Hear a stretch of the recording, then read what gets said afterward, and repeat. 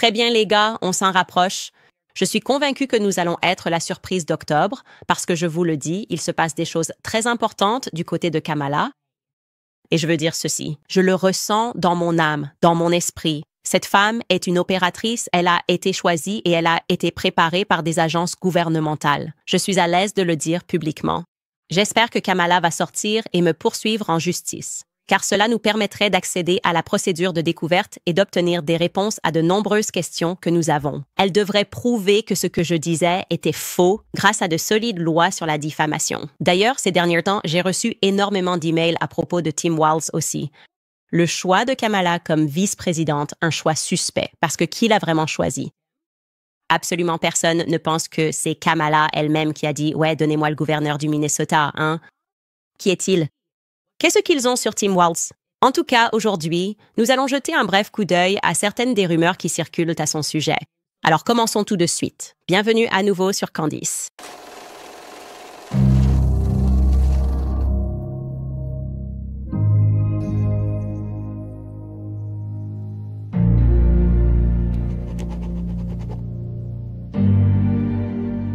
Très bien, alors pour commencer, au cas où vous auriez manqué la mise à jour sur Instagram hier, évidemment, nous avons parlé de l'article écrit par l'ancien rédacteur en chef du Jamaican Times, Yoichi Shimatsu, qui affirme avoir fréquenté les mêmes cercles que Kamala Harris et que Beryl la déteste personnellement. Il l'a dit très clairement, il déteste aussi sa mère. Il affirme que sa mère faisait partie du programme MKUltra. Nous n'avons pas beaucoup parlé, ni longuement, du programme MKUltra. Nous en avons beaucoup parlé dans cette émission. Pour ceux d'entre vous qui découvrent ce podcast, c'est un programme important à connaître, car il est nécessaire de prendre conscience à quel point notre gouvernement peut être terriblement malveillant, au point d'avoir été obsédé pendant longtemps par la manière de laver le cerveau des gens. Et je parle de laver le cerveau d'individus. Ils étaient obsédés par la capacité d'effacer des souvenirs de leur cerveau et d'y insérer de nouveaux souvenirs.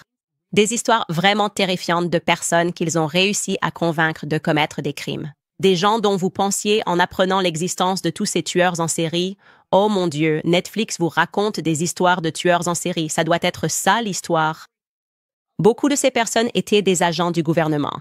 Je veux dire, j'oserais avancer que le concept de tueur en série vient du gouvernement. Des agents? Je crois vraiment que des programmes gouvernementaux comme MKUltra et les meurtres de Charles Manson sont un excellent point de départ. C'est pourquoi je dis qu'il faut absolument lire ce livre, Chaos, parce qu'il explore en profondeur le programme MKUltra, mais il vous fait aussi prendre conscience de la plausibilité d'une psychose de masse. C'est pour ça que ce livre est tout simplement incroyable, parce que ce sont les meurtres de Charles Manson qui ont mis fin à la génération hippie. Et je veux être claire, la génération hippie, ils pensaient « Oh, on faisait juste ça !» Non, ça aussi était une opération gouvernementale. Ils ont inondé les rues de LSD. Ils glissaient même du LSD parce que c'était leur drogue de prédilection. Ils pensaient que le LSD fournirait le moyen de laver le cerveau des gens, et cela a été prouvé avec la petite communauté hippie de Charles Manson, car il était un agent pour eux. Et ils étaient obsédés par l'idée de faire consommer du LSD aux gens. Je crois que la raison à cela, c'est qu'ils voulaient écraser le christianisme dans ce pays, et quoi de mieux pour y parvenir qu'à travers la révolution sexuelle où tout le monde couche avec tout le monde, vit en communauté, sexe, amour, rock et roll. La musique y contribue. La musique, ce sont de vraies fréquences. Elle te fait ressentir certaines choses. Certains groupes étaient impliqués dans ce programme. Il est très clair qu'il y a beaucoup d'agents gouvernementaux à Hollywood. Ça a toujours été le cas. Alors ils essaient de vous faire croire que c'est une théorie complot. C'est complètement fou. Les gars, lisez les documents gouvernementaux. Ils sont déclassifiés, découvrez la vérité sur les meurtres de Charles Manson. Affrontez, acceptez pleinement de faire face à la réalité de la cruauté de votre gouvernement. Et d'ailleurs, il n'y avait pas que le LSD qui était utilisé comme moyen de contrôler et de laver le cerveau des gens. Il y avait aussi des agressions sexuelles. Ils voulaient expérimenter pour voir s'ils pouvaient laver le cerveau des gens par le biais d'agressions sexuelles. Vous pouvez vérifier cela, d'ailleurs. C'est tellement évident et vrai que même Wikipédia partage ces informations de base sur le programme MKUltra. Et c'est vraiment choquant de voir combien de personnes figurent sur cette liste. Je ne fais confiance à rien quand Netflix vous présente une histoire approfondie sur quelqu'un, vous savez. Oh, laissez-moi vous dire la vérité sur Jeffrey Dahmer. J'ai moi-même des soupçons qu'il faisait lui aussi partie d'un programme gouvernemental. Bref, on ne va pas s'attarder là-dessus. Le fait est que le gouvernement s'intéresse, et s'est toujours intéressé, à la manière de laver le cerveau des masses, de laver le cerveau des individus. Et c'est quelque chose qui m'a plutôt obsédée cette année, apprendre sur différentes psychoses. Je pense que la plupart des gens rejoignent ce programme maintenant parce que nous réalisons qu'avec le COVID, nous avons vraiment pu voir une psychose de masse mise en œuvre sous nos yeux. Certaines personnes qui écoutent ce podcast en ont été victimes. Et d'ailleurs, c'est compréhensible. C'est tout à fait compréhensible. Vous devez vous pardonner, car ces gens-là ont une longueur d'avance. Ils savent comment faire, ils savent comment utiliser les médias, ils savent comment utiliser la répétition, ils savent comment utiliser le gaslighting. Vous savez, Sigmund Freud est le père de ces techniques. Ils sont très avancés. Mais nous, on commence tous un peu à rattraper cela. Et il y a quelque chose chez cet homme, ce journaliste, Yoichi, qui sort et affirme que la mère de Kamala Harris faisait partie de ce programme qui a tout simplement du sens. Affirmant que Kamala Harris, dans ce même article, avait auparavant été mariée à un Britannique canadien et qu'elle a essentiellement utilisé ses connexions au sein de l'État profond pour pratiquement effacer cela des archives en préparation de cette candidature. Pour moi, cela passe tout à fait le test de crédibilité. Nous avons fait nos vérifications très rapidement et nous sommes tombés sur ce qui nous semblait clairement être un document potentiel entre une Kamala D. Harris et un Philip D. Henderson que nous avons trouvé à Reno. Nous étions censés recevoir ce document aujourd'hui du bureau de l'enregistrement. Il était indiqué que nous le recevrions 24 heures après l'avoir payé. Nous ne l'avons toujours pas reçu. C'est pourquoi nous avons un peu de retard. Nous avons simplement continué à nous rafraîchir. Cela fait plus de 24 heures. Cependant, nous pensons que nous pouvons démystifier cette hypothèse en toute sécurité, car après des recherches plus approfondies, nous avons trouvé une autre Kamala D. Harris qui a un deuxième prénom différent. Et je pense que c'est celle qui a épousé Philip D. Harris. Donc, si vous nous avez envoyé des informations à ce sujet, veuillez recentrer votre attention, recentrer vos recherches sur la recherche d'un enregistrement du mariage qui pourrait exister. Nous ne savons pas si la personne s'appelle Philippe. Nous essayons de trouver un précédent mariage de Kamala qui aurait eu lieu peut-être au Royaume-Uni ou au Canada. Il dit que cela figurait dans la rubrique mondaine au Canada. Quelqu'un collecte des journaux. J'ai reçu des emails de personnes qui disent s'en souvenir. Ils ne l'ont pas. Nous avons besoin de plus que cela et nous attendons toujours une réponse de Yoichi. J'ai le pressentiment qu'il va répondre, qu'il finira par le faire. Même si je crois qu'il vit actuellement à Hong Kong, nous avons pu obtenir son véritable email. Mais il y a autre chose ici que j'aimerais dire à propos de Donald Harris, le père de Kamala. Je suis également convaincu que Donald Harris ment complètement sur son identité en raison des échanges que nous avons actuellement en coulisses avec des personnes qui sauraient cela de façon certaine.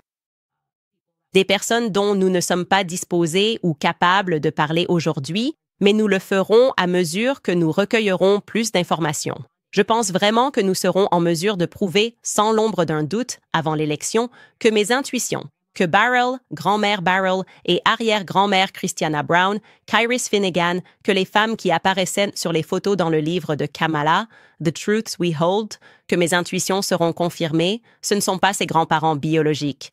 Oui, bien sûr, ces femmes ont bel et bien existé. La meilleure façon de mentir, c'est d'y glisser quelques vérités. Vous savez, il faut faire deux vérités, un mensonge. J'ai toujours cru que ces femmes existaient. Il n'y a aucun doute là-dessus. Et je crois que Donald Harris a côtoyé ces femmes. Il n'y a aucun doute là-dessus dans mon esprit non plus. Mais je crois fermement que ces femmes étaient le personnel de maison. C'est simplement la seule chose qui a du sens. Au fait, beaucoup d'entre vous m'ont dit que Snopes avait démystifié notre théorie de la grand-mère Barrell en retrouvant le véritable certificat de décès de Barrell qui montre qu'elle est morte en 1995. Je vous montre ce certificat de décès. Je veux aussi être clair à ce sujet. Je ne sais pas si vous avez sauté des épisodes. Nous avons montré ce certificat de naissance, ce certificat de décès dans l'émission en premier. Nous avons souligné qu'il était possible que ce soit une Barrell.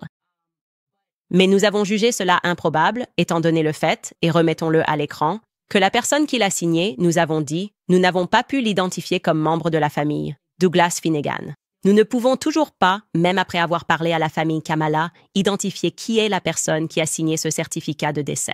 Et nous avons aussi jugé cela improbable parce que si vous regardez la cause du décès, il est écrit Escar. D'accord, donc Donald Harris, un professeur riche qui a voyagé à travers le monde, Dans mon esprit, je me suis dit qu'il n'aurait pas permis à sa mère de mourir de ne pas avoir été retournée en 1995, mais je m'égare. S'il vérifie, comme l'a fait Snopes, qu'il s'agit bien du bon tonneau qui est photographié là, alors cela ne fait que confirmer davantage mon soupçon que cette femme n'était pas la riche descendante d'anciens propriétaires d'esclaves qui auraient reçu ce qui aurait été des millions de dollars parce qu'ils ont remis leurs esclaves. Ils ont été payés pour leurs esclaves, en fait, par le gouvernement britannique lorsqu'ils ont aboli l'esclavage. Oui, ce genre de « ça n'a pas de sens pour moi ». Elle est juste morte d'escar. Et puis il y a ça, d'accord? Nous avons pu déterminer qu'une femme qui se faisait appeler Beryl ou Christie, on voit souvent ces deux noms ensemble, a postulé pour un poste de femme de ménage en 1975. C'était dans le Kingston Gleaner. On recherchait une femme de ménage pour un emploi domestique. Femme expérimentée, recommandée, pouvant vivre sur place ou non, cherche un emploi comme femme de ménage, cuisinière, repasseuse, femme de journée, nourrice, Beryl ou Christie. Est-ce que Snopes a déjà essayé de réfuter notre affirmation selon laquelle Christiana Brown, celle qui apparaît dans l'essai de Donald Harris, pourrait en fait avoir été une repasseuse qui s'est identifiée comme telle dans une affaire liée à une fraude électorale en Jamaïque? Sont-ils trop occupés pour enquêter là-dessus? Sommes-nous censés continuer à faire semblant? Qu'une femme politique avisée qui possédait et gérait des magasins de tissus, soutenait des politiciens locaux, parlait chaque jour de commerce et a enseigné le commerce à Donald, comme il l'a affirmé tout au long de son texte, se serait décrite comme une simple repasseuse? Écoutez, comme je l'ai dit, certaines personnes à qui nous nous adressons sauraient avec certitude si ce que je disais était vrai ou faux. Nous donnent la certitude que nous sommes sur la bonne piste et ils nous aident dans cette enquête.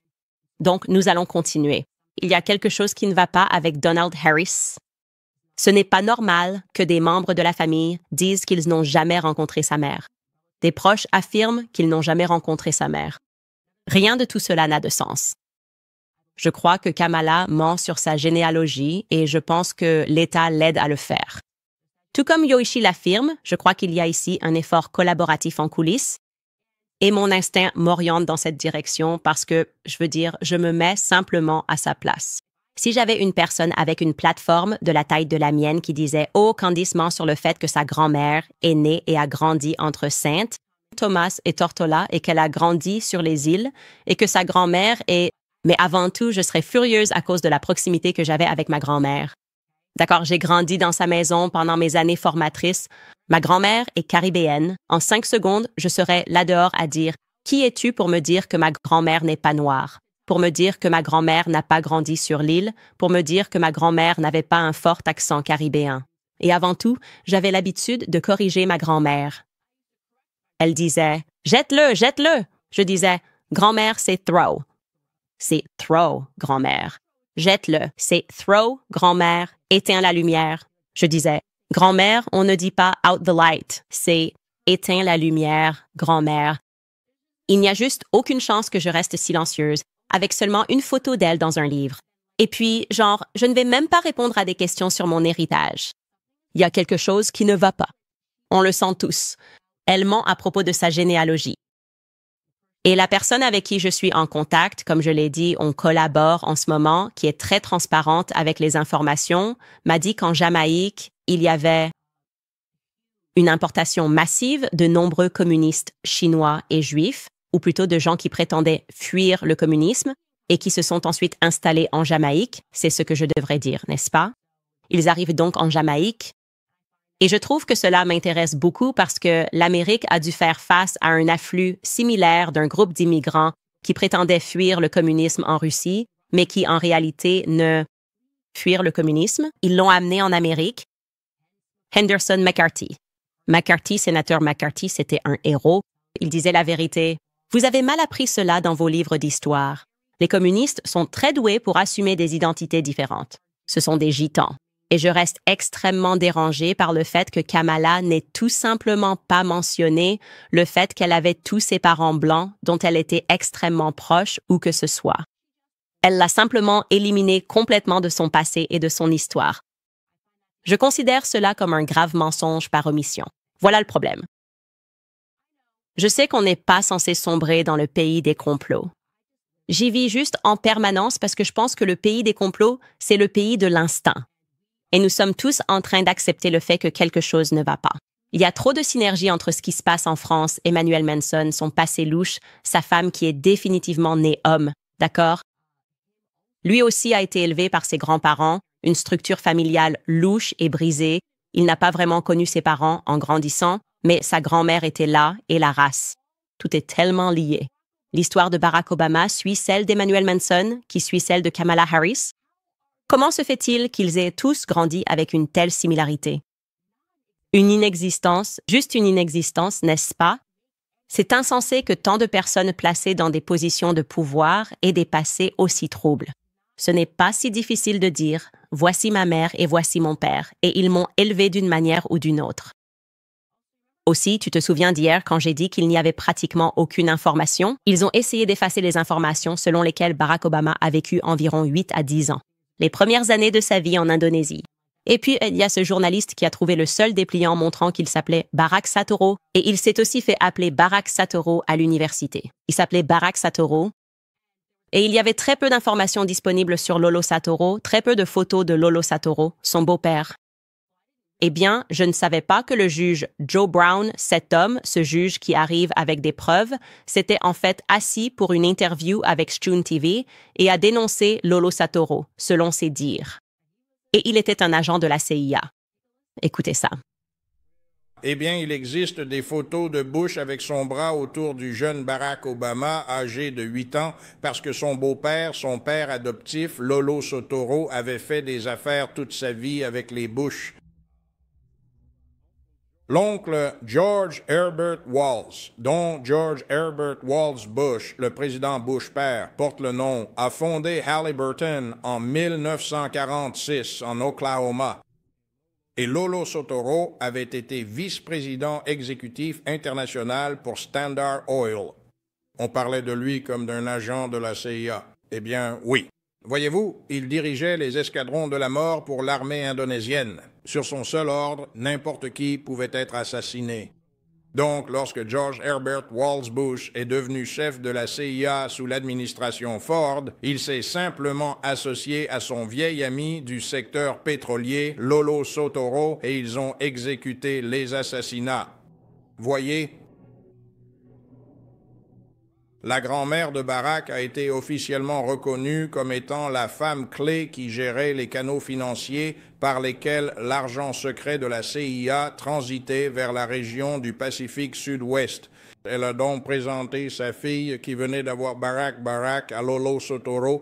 Ils se sont mariés et Lolo Satoru l'a adopté. Barack Obama, le nom a été changé en Barack Satoru.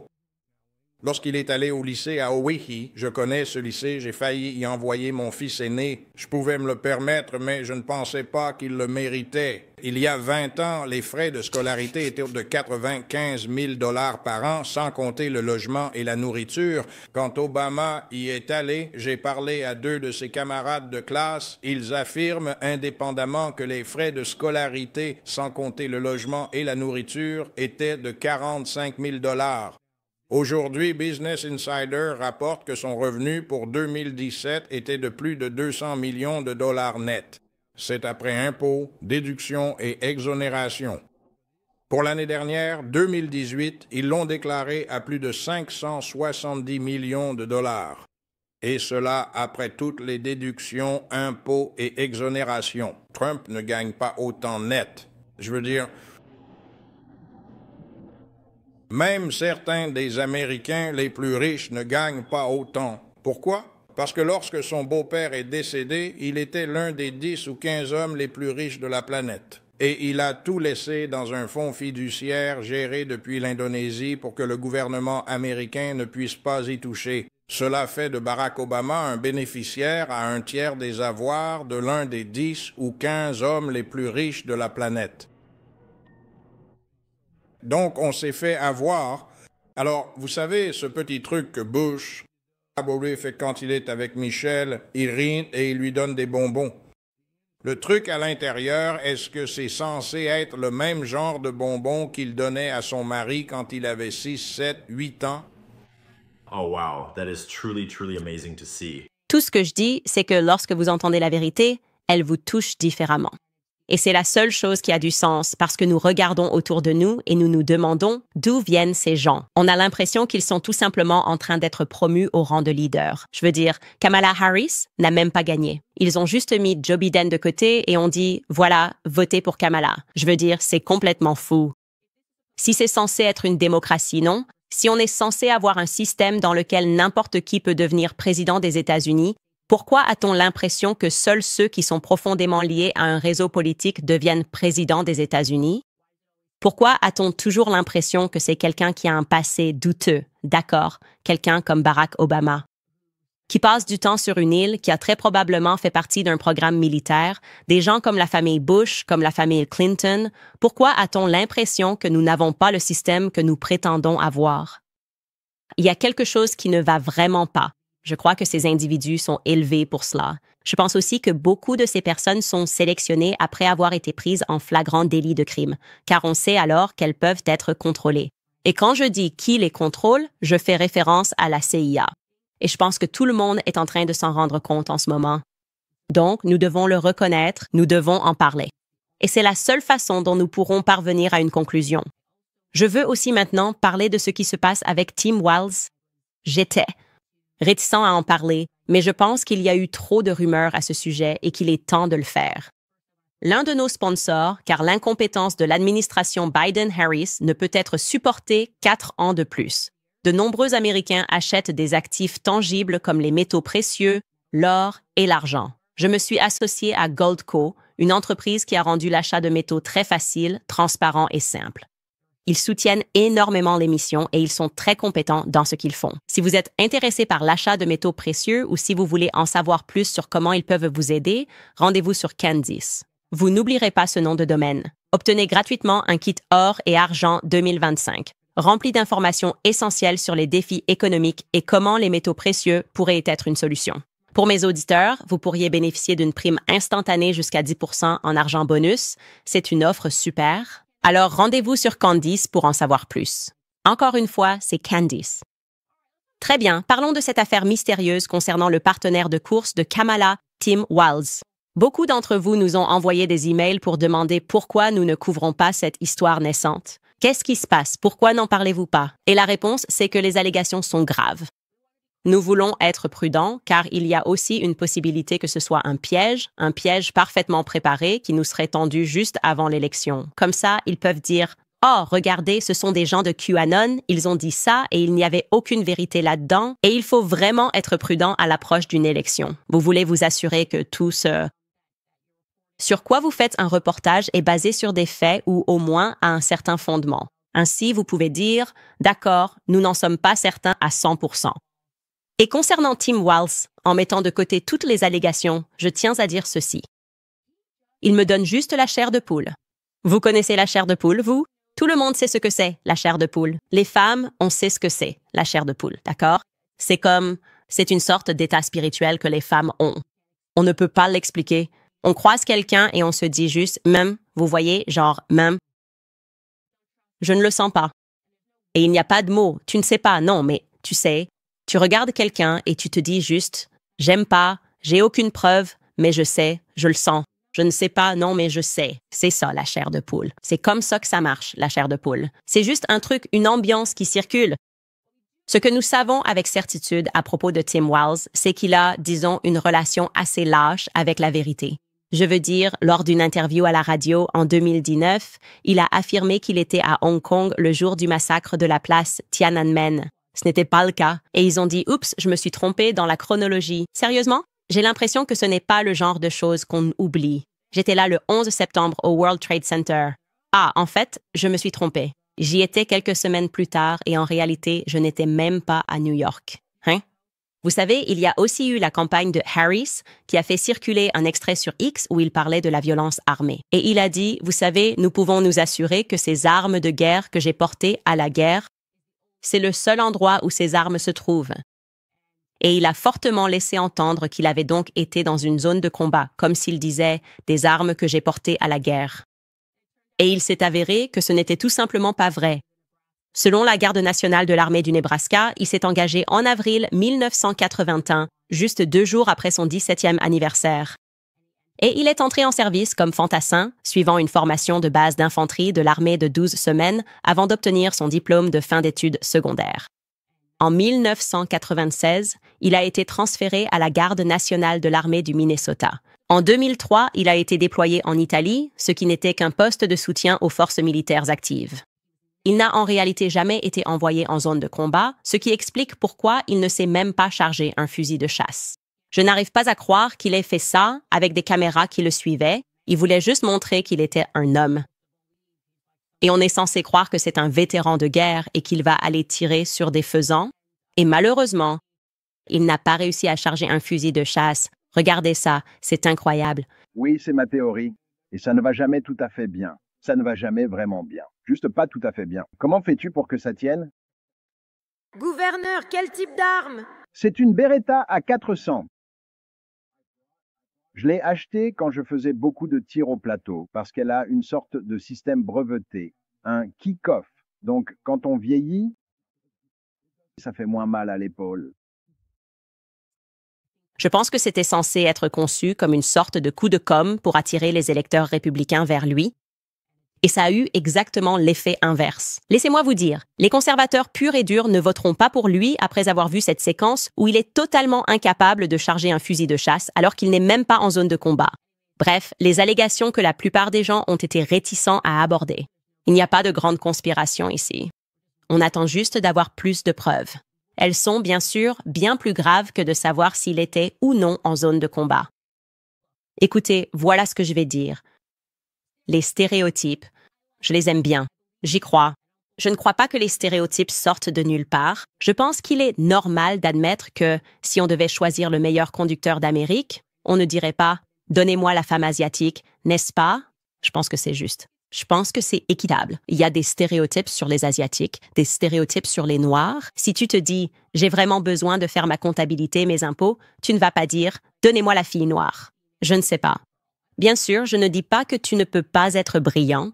Ma sœur est comptable et elle est vraiment douée en maths.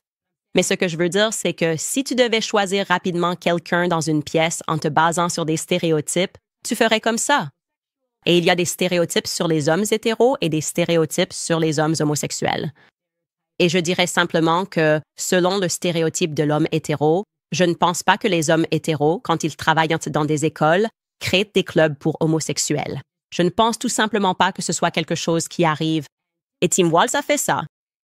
Et la NPR a publié cette histoire et a vraiment essayé de la vendre aux Américains en écrivant sur un gars nommé Jackson Rattan, qui apparemment était l'un des élèves de l'école que Tim Walz a fréquenté. Je vais simplement vous lire ça directement. Les moqueries et les menaces se sont intensifiées alors que des rumeurs sur l'orientation sexuelle de Jackson Rattan circulaient dans son lycée du sud du Minnesota pendant sa dernière année en 1999. Là, tout de suite, je me suis dit, vraiment? Dans les années 90, des moqueries et des menaces parce qu'il est gay. Ça donne des vibes du Laramie Project, on ne nous dit pas la vérité. Peu importe, peu importe. Prenons simplement cela au pied de la lettre. Il est ensuite dit que quelqu'un a écrit une insulte à la craie sur son allée, en lettres géantes. Genre, est-ce que je vivais dans une autre réalité en 99? J'ai l'impression que tout le monde s'entendait bien dans les années 90. Personne n'écrivait d'insultes homophobes à la craie sur l'allée de quelqu'un, mais bon, tout ce qui fait vendre des journaux, j'imagine. Sa mère se souvient avoir été horrifiée par du courrier anonyme arrivé chez eux. Les gens étaient tellement obsédés par l'idée que quelqu'un puisse être gay en 1999. Ils écrivaient même à la craie sur son allée. Après que l'adolescent a retrouvé la vitre de sa voiture brisée sur le parking du lycée, on dirait un film, il a dit au responsable du lycée, Mankato West, qu'il avait l'intention de faire son coming out et a demandé leur soutien pour créer un club Gay Straight Alliance. Le directeur a pris une décision non conventionnelle dans le choix d'un conseiller pédagogique pour le club que le lycée n'avait jamais eu auparavant dans cette ville relativement conservatrice. Tim Walz, professeur de géographie et également entraîneur de football M. Walz, a accepté sans hésiter et ce choix a été un soulagement pour M. Breton. Il a donc été sélectionné et a accepté d'aider à créer ce club avec un jeune qui, apparemment, pour une raison ou une autre, les gens barraient son allée de craie et cassaient sa voiture parce qu'il était peut-être gay. Je ne sais pas, ça ne passe pas le test d'ambiance, mais c'est ce qu'ils disent être vrai. D'accord, donc il y a une personne qui se considère comme un lanceur d'alerte et qui en a parlé à différentes personnes. Cela m'est également parvenu, affirmant qu'il était l'un de ceux, affirmant qu'il est un étudiant qui a essentiellement été manipulé par Tim Walz et qu'il prendra d'autres mesures. Il a dit, et encore une fois, cela pourrait être une personne qui est juste dans le coup et qui raconte des choses, qu'il a été d'une certaine manière abusé par Tim Walz. Et je pense que cela mérite d'être discuté parce que la rumeur a pris de l'ampleur. Encore une fois, je n'ai aucune preuve concrète personnellement. J'aurais besoin du nom d'une personne pour vérifier qu'elle a réellement vécu là et qu'elle est allée à la même école. Il affirme qu'il va être transparent à ce sujet. Vous savez, je travaille beaucoup avec Ian Call. C'est le TikToker et il est allé creuser encore plus loin. Il est allé chercher encore plus de détails en contactant le lanceur d'alerte et a eu une discussion de 42 minutes avec lui au téléphone, au cours de laquelle il a estimé que la personne qui s'était manifestée était totalement légitime, tout comme d'autres membres du mouvement qui pensaient aussi qu'il était légitime. Mais les gens peuvent être d'excellents comédiens. Quoi qu'il en soit, je vais vous laisser écouter ce qu'Ian Cole a conclu après son appel téléphonique avec le prétendu lanceur d'alerte. Écoutez. Aujourd'hui, j'ai eu un appel téléphonique de 40 minutes avec quelqu'un qui ressemblait vraiment à un véritable lanceur d'alerte. Voici l'appel téléphonique. Il n'y a pas eu de rupture étrange dans le personnage. Il n'y avait rien d'étrange. L'ambiance était très... Et vous savez, je peux me faire avoir. Je ne suis pas un juge de caractère infaillible. Je ne suis pas parfait. Je ne suis pas non plus un journaliste professionnel ou quoi que ce soit du genre. Mais d'après mon jugement sur ce que j'ai entendu, ce que j'ai demandé et ce qu'on m'a répondu, ça sonnait comme une histoire authentique. Et les détails semblaient correspondre non seulement à ce qui avait déjà été dit, mais aussi à ce que je pouvais corroborer, comme l'endroit où se trouvait Tim Walz à ce moment-là et ce qu'il faisait à ce moment-là. Et qui sait? Donc, en gros, voilà où on en est. Le lanceur d'alerte cherche à engager une action en justice. Je n'en dirai pas plus à ce sujet, mais il m'a apparemment dit qu'il ne cherchait aucune forme de compensation financière, seulement le remboursement des frais de justice et essentiellement la tranquillité d'esprit de ne pas avoir à voir Tim Walz à l'écran, vous savez, à la Maison-Blanche pendant 4 ans. Et le lanceur d'alerte connaît plusieurs autres personnes qui ont vécu le même type d'abus ou des abus similaires. Le lanceur d'alerte affirme avoir de nombreuses preuves. Il semblerait qu'il existe une cache de journaux et d'archives, comme des lettres, comme de simples documents de l'époque qui ont contribué à corroborer l'histoire. Et il serait caché là où plusieurs de ces personnes y ont accès. Et prétendument, ils se sentent à l'aise d'envoyer des photos de certains de ces documents qui ne révéleront pas encore leur identité, mais qui aideront au moins à corroborer l'histoire, prétendument. Apparemment, il y aurait aussi d'autres actions en cours en coulisses dont je ne vais pas parler pour l'instant. Tout ce que je vais dire, c'est que tout cela pourrait être faux. Il n'y a encore aucune preuve de quoi que ce soit et vous devriez le considérer comme tel. Des affirmations non confirmées et non corroborées circulent sur Internet. Mais il pourrait bien y avoir quelque chose derrière tout ça. Donc, écoutez, à mon avis, il nous faut des preuves concrètes et c'est pourquoi je ne vais pas montrer la lettre que le lanceur d'alerte a écrite au public à propos de ce qui s'est passé. Il décrit des parties spécifiques du corps avec des tatouages. Comme je l'ai dit, il pourrait être un comédien incroyable, donc nous devons rester justes, car dans toutes les affaires, surtout lorsqu'il s'agit d'agression sexuelle, si quelqu'un portait une accusation contre moi, je ne voudrais pas que l'on néglige de vérifier cette accusation avant de la rendre publique. Comme je l'ai dit, nous recevons des emails. Je ne veux pas non plus vous prendre pour des idiots en pensant que vous vous demandez pourquoi on n'en parle pas. C'est en train de se passer. Nous suivons l'affaire. Mais tant qu'il n'y a pas plus de concret, je ne suis pas confiant. Et regardez, il dit que dans les prochains jours, il va révéler beaucoup plus, il contacte les autorités, etc., etc. Nous rassemblons ces preuves et nous serons prêts à appuyer sur le bouton au moment venu, si ce moment arrive. Mais je pense qu'on devrait vérifier. D'abord, avant de faire confiance à quelqu'un d'anonyme. D'ailleurs, je m'intéresse aussi à ce que les médias se précipitent pour couvrir et à ce qu'ils ne couvrent pas. Par exemple, si une femme dit que Trump lui a éternué dessus, ils disent que c'est 100% vrai. Hashtag croyez les femmes, il n'y a même pas besoin de preuves. Mais ensuite, bien sûr, quand il s'agit d'un politicien démocrate, parce que nous sommes plus responsables, en général, nous ne faisons pas la même chose. Et leurs médias ignorent complètement l'affaire, même quand il y a des preuves, comme s'il pouvait avoir quelqu'un avec des preuves irréfutables. Hunter Biden avait tout un ordinateur portable. C'était lui en train de fumer des pipes à crack. C'était littéralement, il disait, « Ne croyez pas ce que vous voyez de vos propres yeux. C'est ça qu'il faut apprécier chez la gauche. Ils sont vraiment quelque chose. » Bref, une chose intéressante que je veux souligner, c'est qu'une partie des allégations affirme que Tim Walz l'a emmené à un concert. Eh bien, Tim et sa femme ont reconnu qu'ils avaient effectivement emmené des élèves à des concerts. Donc, je n'aime pas trop ça, en général, traîner avec son professeur à un concert. Je trouve ça bizarre. Peut-être que c'est moi qui suis bizarre. Peut-être que je suis vieux jeu. Je n'aime même pas croiser mon professeur à l'épicerie. Je trouve que ça fait inapproprié. Si je les croise en dehors de l'école, je me dis « Qu'est-ce que vous faites ici? Qu'est-ce que vous faites ici, madame? Balistrierie? » Je ne sais pas, mais ça me paraît vraiment bizarre. Bref, je vais m'arrêter là-dessus. Je vais vous parler un peu de Beam. Dernièrement, ma famille et moi avons beaucoup voyagé à l'étranger.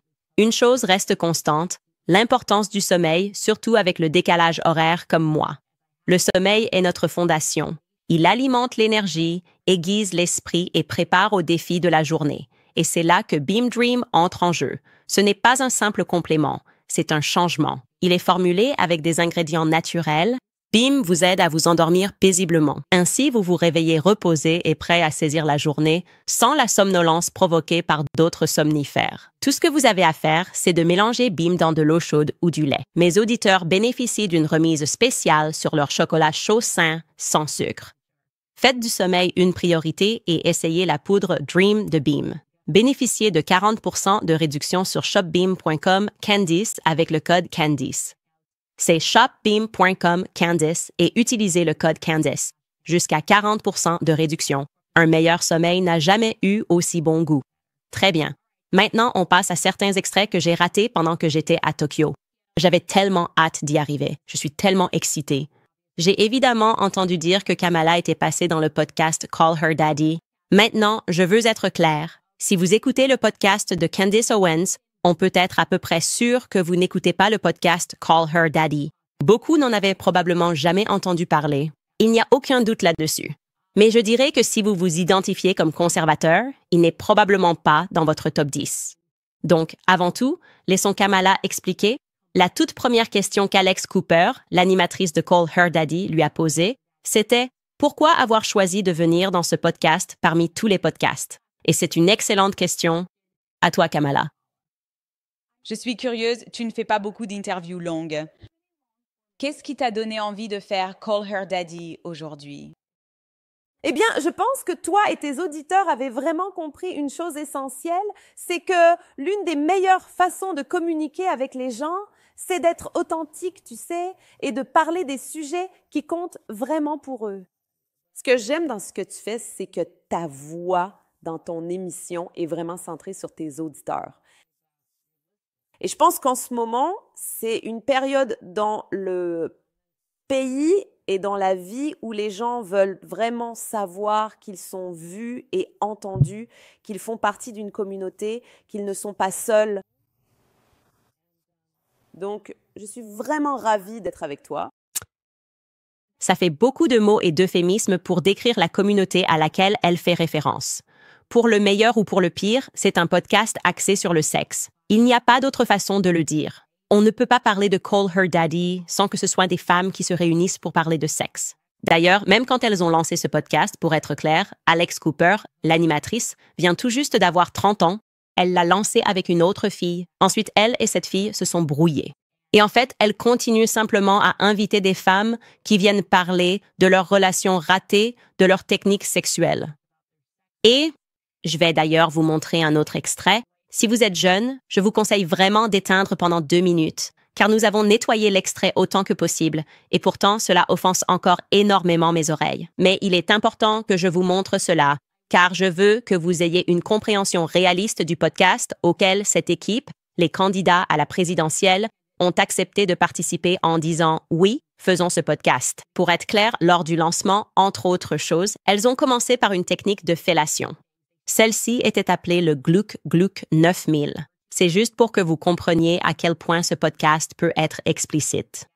Elle a invité différentes stars du porno pour parler de leur position préférée. L'une de ces stars du porno est Lana Rhoades. Je vais vous laisser écouter ceci. Encore une fois, nous avons nettoyé cela autant que possible et cela me choque toujours. Donc, si vous ne voulez pas entendre la prochaine minute, vous pouvez baisser le volume. Et je vous recommande de le faire car c'est ce que je ferai. Je fais vraiment cela dans une démarche journalistique car il est important de comprendre qui est Kamala Harris. Quand elle vous a servi ce charabia à propos de la communauté, je l'appellerai Daddy. C'est à cela qu'elle fait référence. Écoutez bien. Quelles sont, genre, tes positions sexuelles préférées, ça? Je suis tellement basique. J'adore missionnaire. J'adore le missionnaire. Je trouve super. Je trouve super. Ça, Ça me procure les meilleures sensations, du moins avec Mike. Un truc intéressant que j'ai commencé à faire avec lui, que je n'avais jamais fait avec personne d'autre, c'est que j'ai dit qu'on aimait le missionnaire. Donc, à chaque fois qu'il est au-dessus et qu'il y va, maintenant je l'attire encore plus fort vers moi, juste pour que ça aille jusqu'au bout, qu'il y aille à fond. et c'est comme si tu ne pouvais pas aller plus loin et le durcir. Je veux littéralement que tu sois en moi. Assez, assez. Sérieusement, ça m'offense. Ça m'offense vraiment, d'accord?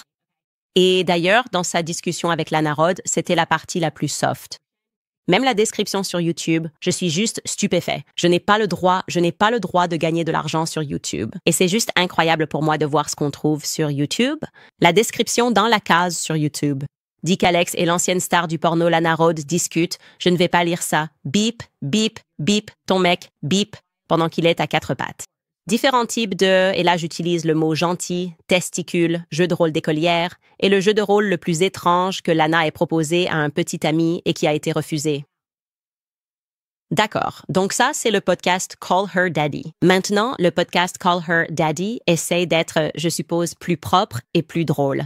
Ils invitent des gens comme Megan Fox, vous savez, qui parle par exemple de boire le sang de la personne qu'elle aime. Elle l'a déjà fait, elle en parle. Et elle donne en quelque sorte des conseils aux femmes et parle de toutes les interventions qu'elle a faites sur son visage. Voici Megan Fox dans le podcast Call Her Daddy.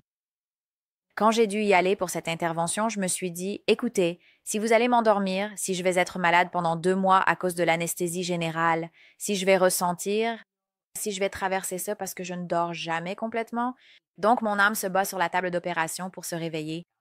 C'est une expérience très traumatisante pour moi. Je me suis dit, je ferais mieux de me réveiller avec les plus gros seins que tu puisses mettre dans mon corps. Et c'est ce qu'il a dit avoir fait. Et ils ne sont même pas si gros. C'est un 32D, ce qui n'est pas si grand. Ils paraissent juste gros sur mon corps parce que je suis toute petite. Oui. Mais s'il avait pu faire plus gros, je lui aurais demandé d'aller plus gros parce que je n'aime pas la chirurgie. Et le fait que j'ai dû le faire, je me suis dit que je voulais une récompense pour la souffrance que j'ai dû endurer. Je ne veux pas me réveiller avec un bonnet B plein. Cela ne sert à rien. Je ne le fais pas. Droite. Tu veux des seins? Je voulais des seins. J'ai dit je veux, je me fiche de ce qui est à la mode. Donne-moi, c'est ce que je veux. Et il l'a fait. Fille, tu es magnifique. Merci. À toi. La communauté Kamala. C'est incroyable. C'est la communauté Kamala. Ça a juste l'air intéressant à expliquer. Cette communauté est géniale.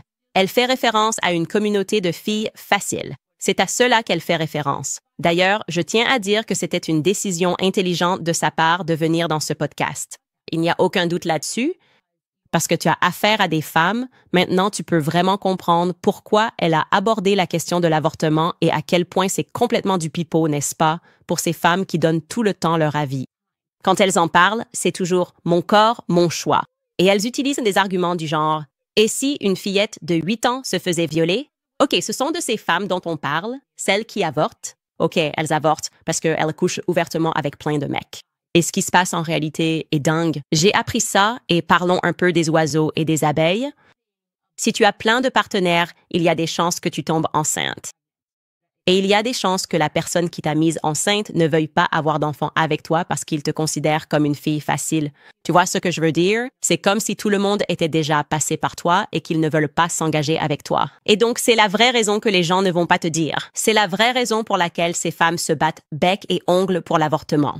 C'est parce que des filles faciles. Je ne dis pas que c'est le cas de tous. Il y a des circonstances où en relation engagée.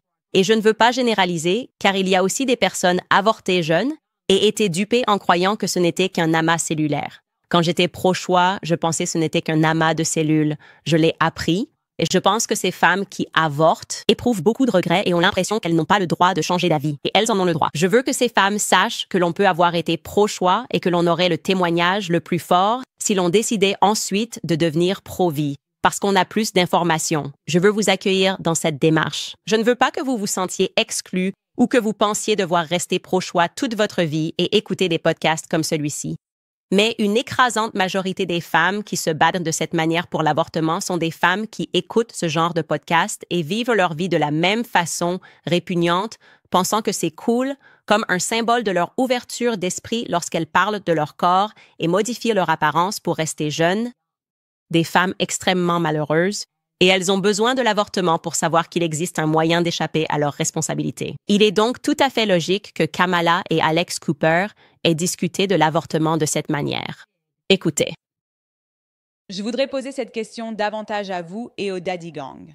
Mais l'un des plus grands débats de l'élection de cette année tourne autour du corps de la femme. Ouais, je veux prendre un moment. Et pouvons-nous essayer de penser à une loi qui donne au gouvernement le pouvoir de prendre une décision à propos du corps d'un homme en particulier?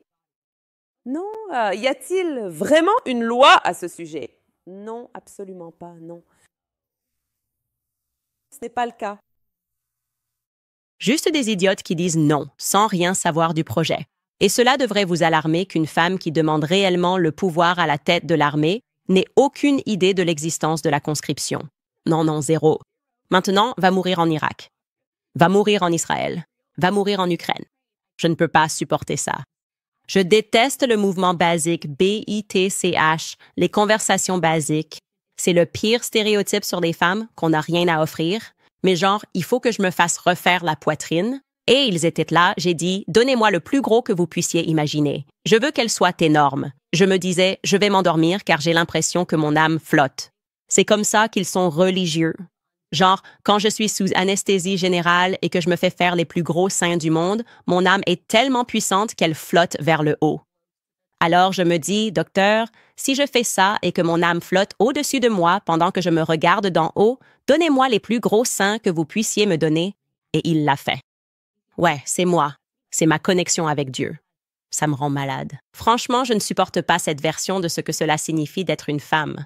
Et je suis tellement heureuse d'avoir pris mes distances avec ça et de reconnaître, quand je le vois, que je ne veux rien avoir à faire avec ça. Ça me pousse encore plus à ne jamais voter pour des femmes qui parlent que de la façon dont ces deux femmes viennent de parler de l'avortement. Après une longue liste de femmes qui sont venues parler de leurs très, très nombreux partenaires et de la façon dont elles aiment s'amuser avec tous ces partenaires. Bref, laissons ça de côté. Parlons aussi du fait que Kamala, pendant que j'étais à Tokyo, a adopté un nouvel accent. J'ai dit non. Des femmes ont noté l'accent de Candace. J'ai dit non, ce n'est pas vrai. Non, elle ne l'a pas fait. Tais-toi maintenant. Mais elles ne l'ont pas fait. Elles ont présenté des preuves. Elle a pris un nouvel accent. Elle a rencontré Stephen Cooper. Et tout à coup, sans aucun avertissement préalable, elle a soudainement décidé d'être jamaïcaine. Écoutez plutôt attentivement. Et c'est grossier. Et c'est grossier. Grossier. Tu n'as donc aucune empathie, mec? Tu sais, vraiment, pour la souffrance des autres. Tu n'as donc absolument aucun sens du but, en fait, de tout cela, de ton existence. D'accord. Tu n'as donc aucune empathie, mec? Tu sais, j'aime juste... Qu'est-ce qui se passe ici? Dis-moi qu'elle n'est pas la candidate Manchouet. Je ne sais même pas ce qui l'a déclenché à ce moment-là. Je ne sais même pas quel mot il a dit qui l'a déclenché et l'a fait passer dans une sorte de personnalité jamaïcaine, comme si, oui, c'était un fait. Son père a un accent jamaïcain et c'est un vrai accent jamaïcain. Tu n'hérites pas de cet accent. Comme je l'ai dit, ma grand-mère parlait avec un accent caribéen très prononcé. J'ai passé ma vie à la corriger. On était comme des petits gamins. Non, mamie, ce n'est pas ça. Ce n'est pas throw it away, c'est throw. Dis le H. Mon père n'a pas d'accent caribéen parce qu'il n'a pas grandi sur l'île. Tu ne peux pas juste sortir un accent caribéen comme ça. Surtout pas juste après avoir lancé un accent espagnol. Lance la vidéo. Je t'aime aussi. Je t'aime aussi. Et puis l'autre accent espagnol. Lance la vidéo. Eh bien, tout d'abord, merci pour la question. J'espère que ta famille va bien et que ta maison va bien. Oh mon Dieu. C'est pour ça que les Espagnols me disent qu'ils l'appellent Kamala. OK, je pense que c'est ce qui se passe. Tu ne peux pas juste être latina après avoir été jamaïcaine, après avoir été noire avec un accent noir. Écoutons l'odeur noire. Vous ne pouvez pas. Vous feriez mieux de remercier un membre du syndicat.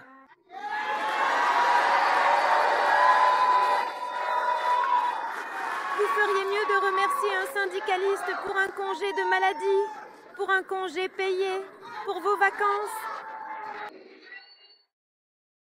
Tant, tu ferais mieux de remercier. Je ne sais plus comment dire mieux. Tu ferais mieux de remercier. D'accord. Vous feriez mieux de remercier un travailleur syndiqué. Quand vous voyez un travailleur syndiqué, mieux vaut le remercier. Tu ferais mieux de me remercier pour tous mes autres accents aussi. Lon. Allez, mec. Que se passe-t-il, mec? OK, je vais vous ravir tout de suite. C'est juste que je n'arrive pas à suivre.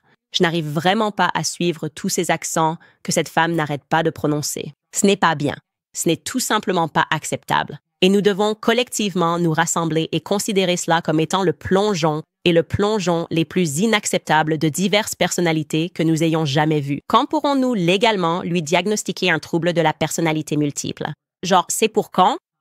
Les médias adorent un bon diagnostic. Je veux diagnostiquer Kamala Harris. Et laissez-moi être clair, celui qui a fait ce même, tu as gagné cette année. Regardez ça. Espagnole, haïtienne, indienne, jamaïcaine, noire, blanche, cubaine ou asiatique. Ça dit Kamala Harris remplissant une demande d'emploi. Cette personne a gagné Internet.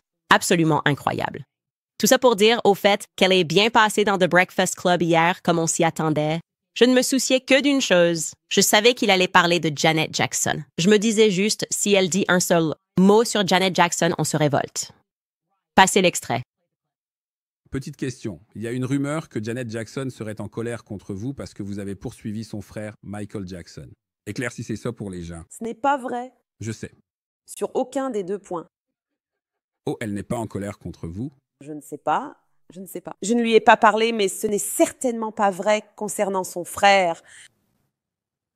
Très bien. Elle n'a rien dit sur Janet Jackson. On n'a pas encore fini de passer en revue son histoire car quelqu'un a essayé de s'en prendre à Janet Jackson. Mais c'est surtout ça que je surveillais. Et tu sais, elle a fait tout ce qu'on attendait d'elle. C'était l'interview la plus complaisante que j'ai jamais vue, vraiment décevant de la part de Charlemagne. Je dirais ceci. Au moins, quand des conservateurs sont dans son émission, il est respectueux. Donc je lui accorde le mérite que, lors des rares occasions où il reçoit un conservateur, il ne les attaque pas. J'ai trouvé qu'il avait été très juste avec moi quand j'y suis allée. Mais là, c'était incroyablement complaisant. Il essayait juste de la mettre en valeur et de lui permettre de clarifier certaines choses et de lui donner une opportunité. Ce qui est vraiment drôle, c'est que les médias ont présenté ça comme la meilleure interview qu'elle ait jamais donnée. Mais sur Internet, la vie était tout autre. J'ai adoré lire les commentaires sous la publication après que The Breakfast Club l'a posté.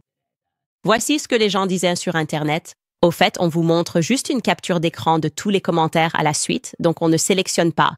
Charlemagne peut rejoindre le casting de The View. J'ai grandi dans la classe moyenne, je pense au sketch du SNL. Gagner 75 000 $, c'est comme vivre avec 40 000 $. J'ai perdu du respect pour Charlemagne. Il ne traiterait pas Trump avec autant de délicatesse. La seule personne que je connaisse à lui avoir posé des questions difficiles, c'était le frère dans 60 Minnesota. C'était la meilleure interview que j'ai vue d'elle. Pourquoi Charles critique-t-il Harris avec Andrew Schultz, mais pas en face d'elle? La personne suivante écrit « Comme disait mon grand-père, tu ne peux pas me pisser sur la jambe et me dire qu'il pleut. » Je suis allée directement aux commentaires. Les pubs n'ont pas fini de passer. Charlemagne, tu t'es planté.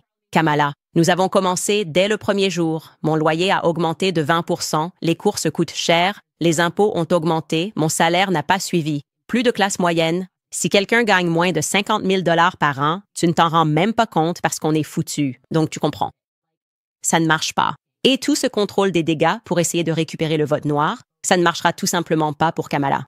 Les gens prennent conscience de leur situation. Ils ont déjà vécu sous Trump. Donc tout ce « où Trump fait peur, s'il devient dictateur, personne n'y croit ».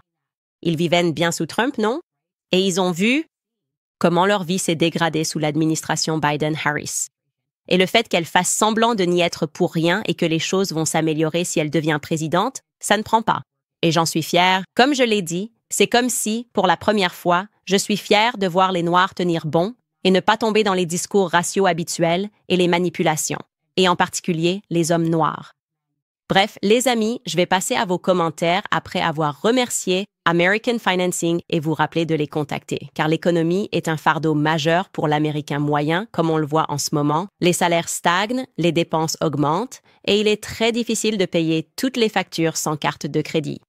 Propriétaire, si ce cercle vicieux vous épuise, appelez American Financing. Un appel de 10 minutes, sans engagement. Les taux d'intérêt sont en baisse, autour de 5%. Si vous reportez un solde de carte de crédit chaque mois avec un taux de 20%, American Financing peut vous montrer comment utiliser la valeur nette de votre maison pour sortir de l'endettement. Leurs conseillers hypothécaires, rémunérés sur salaire, font économiser à leurs clients en moyenne 1 000 $ par mois, 800 $ par mois. Commencez aujourd'hui, vous ne payez pas votre prêt immobilier. Appelez dès aujourd'hui. Le numéro est le 807 95 12 10. C'est le 807 95 12 10. Vous pouvez visiter American/Owens. C'est American/Owens. Je vous rappelle aussi de vous abonner à la chaîne YouTube. Abonnez-vous à la chaîne Rumble si ce n'est pas déjà fait. Nous sommes en course ici sur YouTube pour revenir à 3 millions d'abonnés, ce dont je suis vraiment fière. Allez sur Locals, passez sur Locals et inscrivez-vous pour soutenir l'émission, car nous ne sommes pas monétisés ici, mais nous aimons tellement la liberté que cela nous est égal. Nous préférons être honnêtes et non monétisés plutôt que de devoir mentir pour rester monétisés. C'est la réalité. Bref, les amis, on va passer à la lecture de certains de vos commentaires et vous pouvez faire ça sur Rumble, donc on se retrouve là-bas. Très bien, mesdames et messieurs, préparez-vous à faire du bruit. Voyons ce que vous avez pour moi aujourd'hui. Très bien, Alaska Dog Daddy écrit « Oui, madame, la chair de poule. Ma mère, qui lit beaucoup, n'arrête pas de parler de ce type.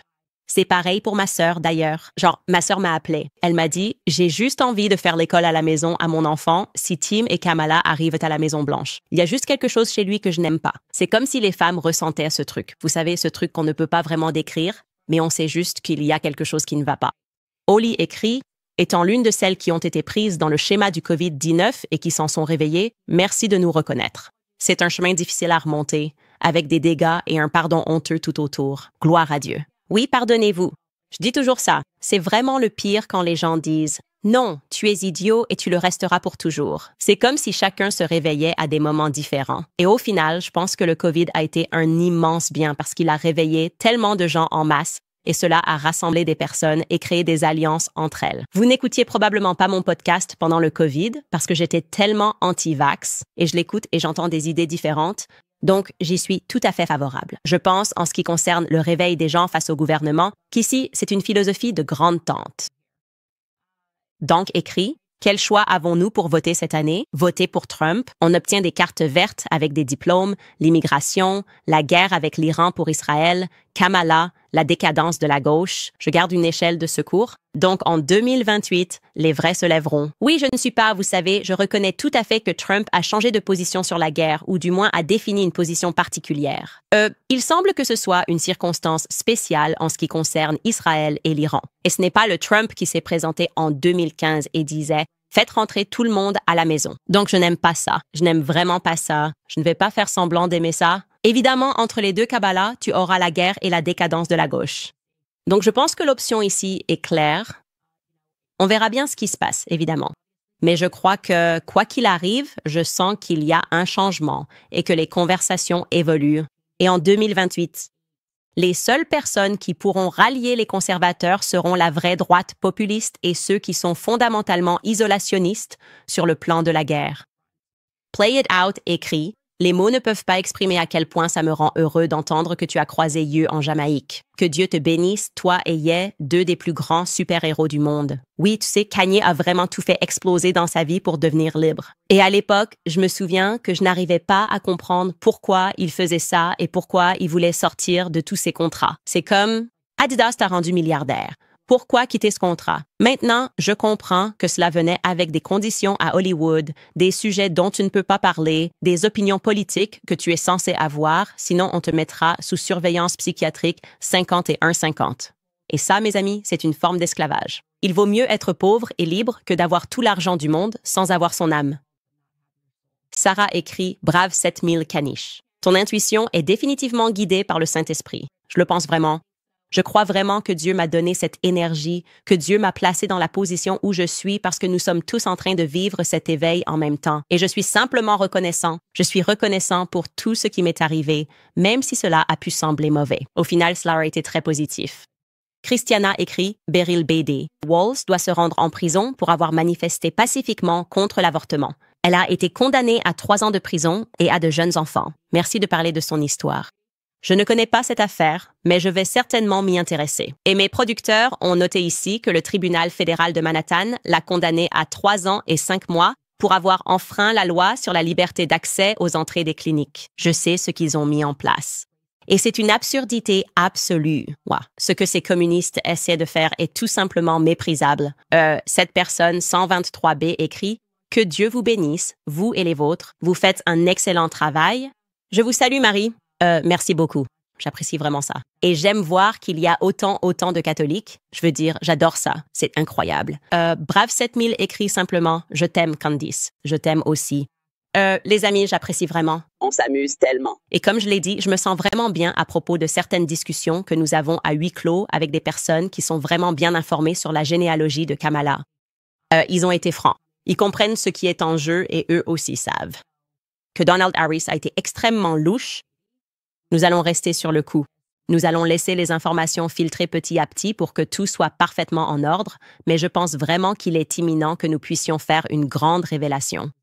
Encore une fois, si vous regardez ceci, s'il vous plaît, si vous êtes au Canada ou au Royaume-Uni et que vous avez entendu parler de ce mariage, pas juste « je me souviens l'avoir vu », mais si vous avez des documents ou si vous pouvez vous renseigner, quelqu'un sait quelque chose, a vu quelque chose, a fait partie de quelque chose, envoyez un email à info chez Candice pour que nous puissions continuer à surveiller cette femme jusqu'au jour de l'élection. On se retrouve demain.